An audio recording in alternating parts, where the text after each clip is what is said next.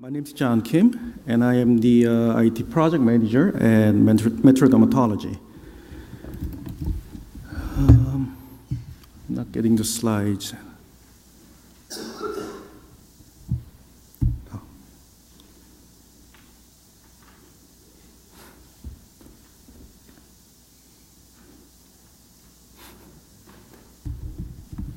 Okay, I think we're ready to go now. So we are a private practice group located in New York and New Jersey. We currently have 8 providers and over 60 employees over 4 different locations. And we provide services for medical and cosmetic treatments for all kinds of skin conditions. And as you can see, I'm not from a tech startup company or a big hospital who can spare a lot of resources on technology. So you're probably wondering why I'm here at this FHIR conference. I'm here because we are doing something interesting with FHIR. We are currently developing our own cloud-based EHR system named Cleo, which not only aims to streamline the documentation process, but also it will include practice management system and billing modules as well, to be a true all-in-one solution for us. And I'm sure not many private practices will go out and build their own EHR systems, and it's a big goal.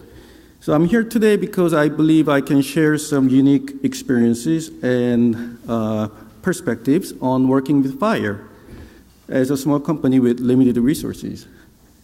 So I don't want to spend too much time on the technical details, but I'd like to focus on why we are doing this, why we chose FHIR, and how we are currently using FHIR to develop our software. So what kind of problems led us to initiate this project Cleo? Well, first of all, we're currently using a customized patient management system that was developed in-house about 10 years ago.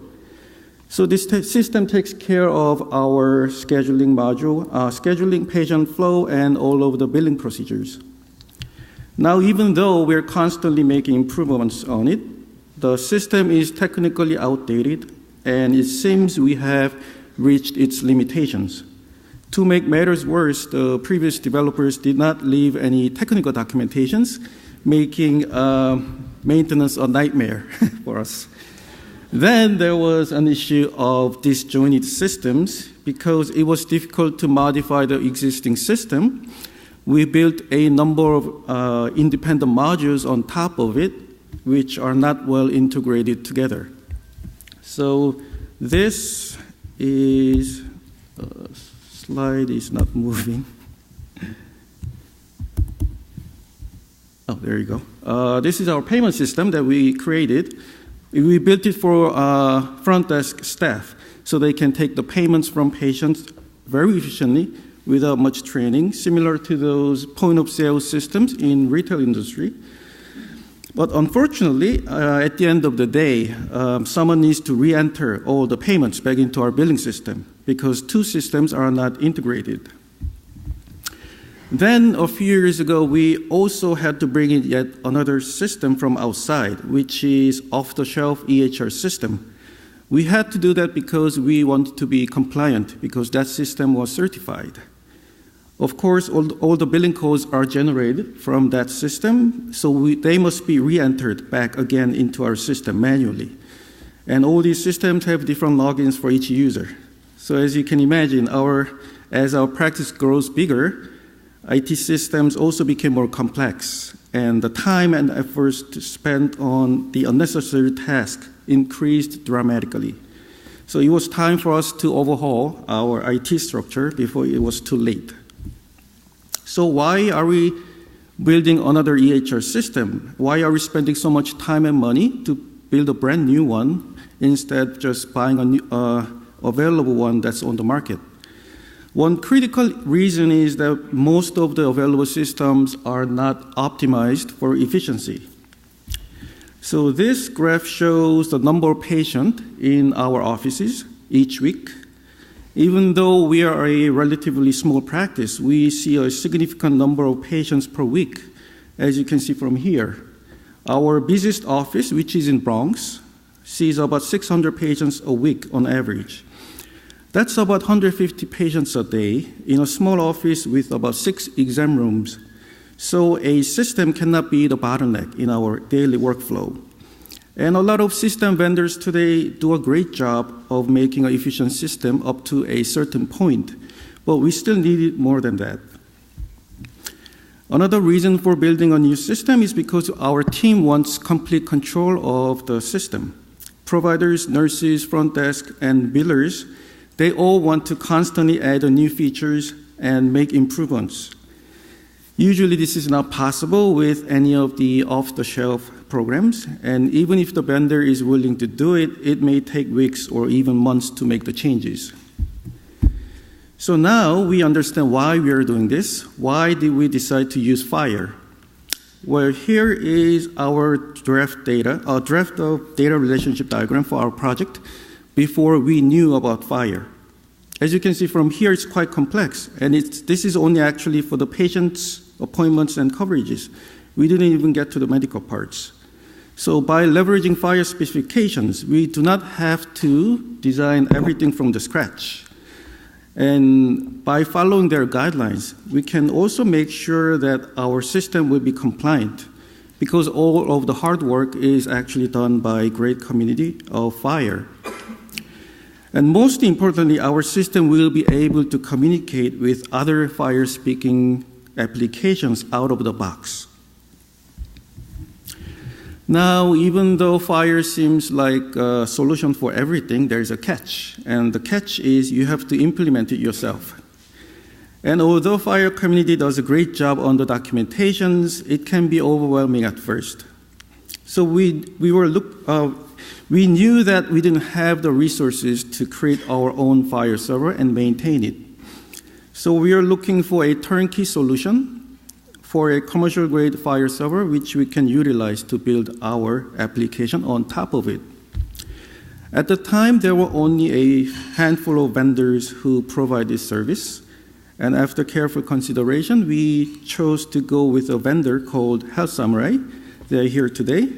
And I think they actually have their own presentation this afternoon.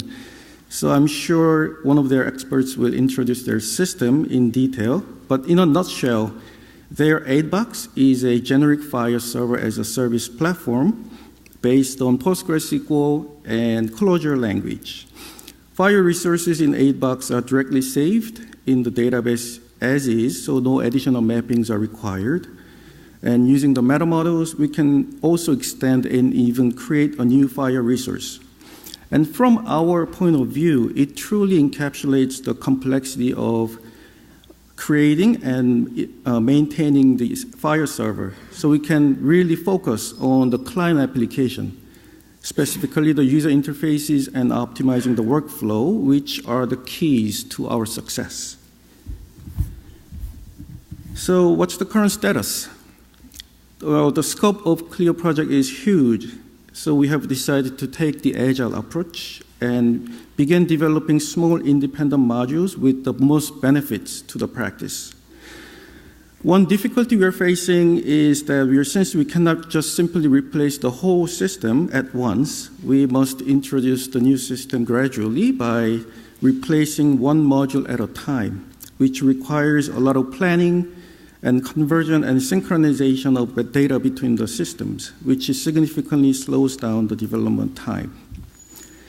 Okay, so I think we're finally getting to the demo part of the presentation. So what have we done so far with FHIR server? We can create an encounter from the appointments, which will automatically start a check-in procedure for the front desk. We can also run the eligibility checks on the coverages and get payments like co-pays from the patients. Billers can also send claims and import ERAs from the clearinghouses. Also, the system can send automated appointment reminder text messages using the multiple language templates. So while I go through the demo, please keep in mind that the features I show you today are either in production already or ready to be deployed. So here is our login screen, and we can go to the appointments now. Here, let's see. Here is the list of appointments for the day. I obviously removed the patient names for obvious reasons. And this is why I couldn't do a live demo for this portion, because there's a lot of sensitive data on all over the screen. So I'll pick one of them to start the encounter. Now this will create the check-in procedure, and it becomes a task which includes multiple steps to complete. As you can see now, look at the left side, it actually shows the individual steps. So the front desk can stay focused even when there are multiple patients checking in at the same time. So this step is to run the coverage verification. And as you can see from the list, there are 2 active coverages. So I will click the check button here to run the eligibility check.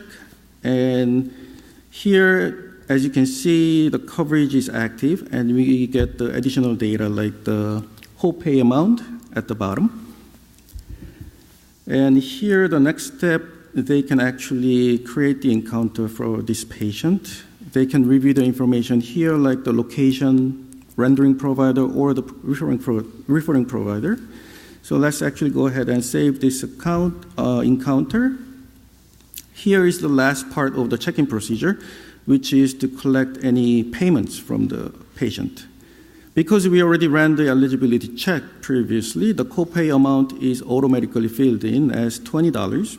So all they need to do now is to select the payment method and save. Now the check-in is done.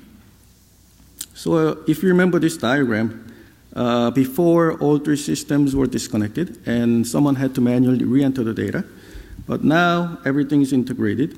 So all the information flows into our new Cleo system, and all data are saved as FHIR. I show more screenshots. So this screen is where the billers will verify the billing codes and send the claims. And here, when the claims are sent, they're actually sent first to Poquito, which is our billing process partner. They will distribute the claims to the correct payers. In this screen, billers can check the status of each claim. They can see if it has been processed, accepted, or denied. This is our preliminary billing dashboard, where they can see the billing metrics by location and date of service. This screen is where the billers will upload ERAs into our Cleo system by selecting X12 file they download from the clearinghouses. So system automatically converts X12 file into FHIR resource when they get imported, which becomes the claim response resource in FHIR. So if I click any one of them, we can actually look at the details of the ERA information. So I might not have enough time for live demo, but I'll quickly open a browser.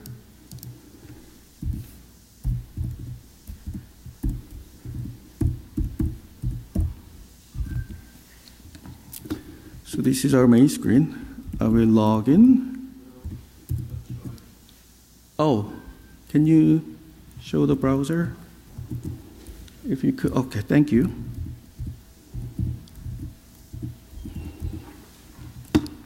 So I just want to quickly show how we get data from FHIR server. So I'll pick a simple resource like the location. If I go into the debug mode, we'll see that if I click any of the actual resource, we can see that we are actually getting FHIR resource in the background, as you can see here. And this is another example. This product is actually not available in FHIR. So we had to create a new FHIR resource. And as you can see from here, it is represented again as FHIR. So I just wanted to quickly show you that. So I'll wrap it up now. Yep, here we go. So to wrap up, in the end, we really couldn't do this without the help of FHIR. You know, sure, FHIR is still missing some resources that are needed in the real-world environment, like the payment details from patients. But even then, without the help of FHIR and 8-box, Cleo project would not exist. So our next plan is to complete the billing module by end of this year, so we can actually get started on the EHR module, which will be the core of our Cleo project. So thank you again for the opportunity. I truly wish I can come back next year to present our EHR module. Thank you.